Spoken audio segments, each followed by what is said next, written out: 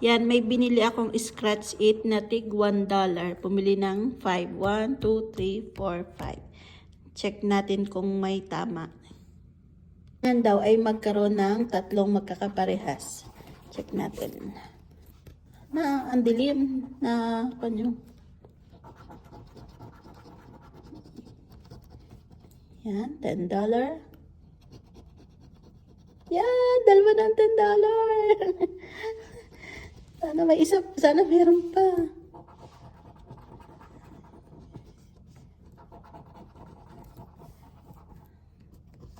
$5.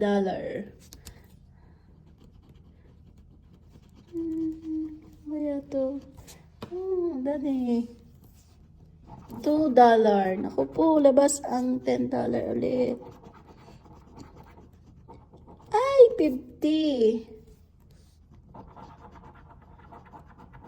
Yan, may zero. Sana naman hindi. Naku, $20. Ay, tatlo na lang. May zero ulit. Sana naman may zero. Naku, $2. Bakit $2?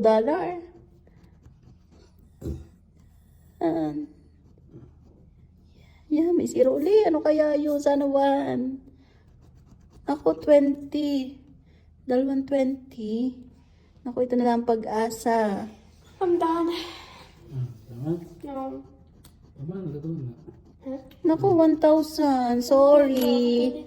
Dalawang $2, dalawang 10, dalawang 20. Ayan. Natin uli dito naman sa padalawa. $2.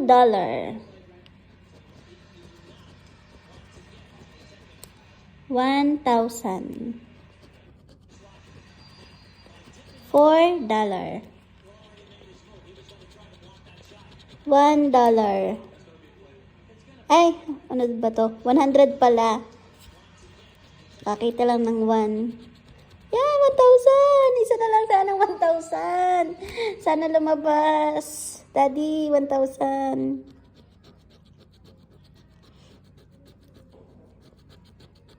$10.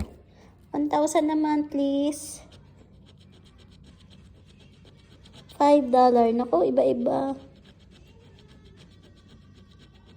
$4. Naku, 100. Wala na naman. Sayang dalawang 1,000.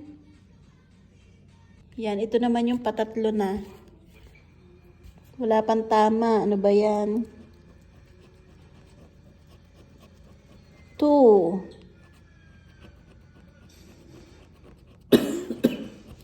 $100.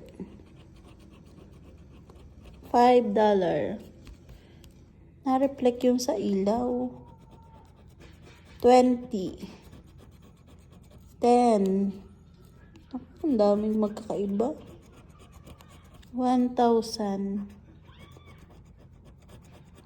$1. Naku po, wala man lang magkakaparehas. $1.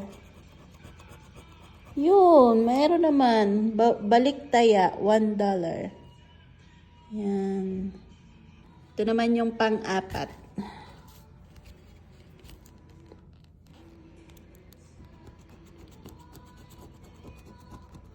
$50. 10. 5. 1,000. 4. Binilisan ko na 4. 50.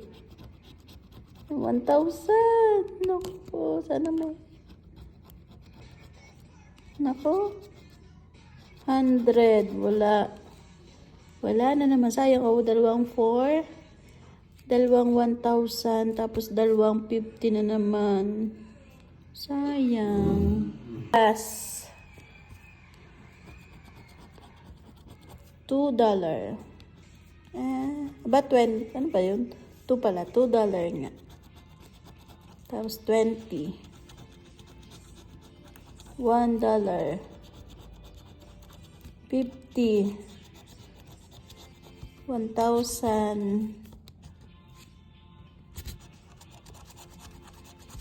2, 4, 5. Yan, 2. Yan, $2. 1, 2, 3. Yan, $2. Bali, nanalo ako ng $3. Talo pa ng $2. Yan.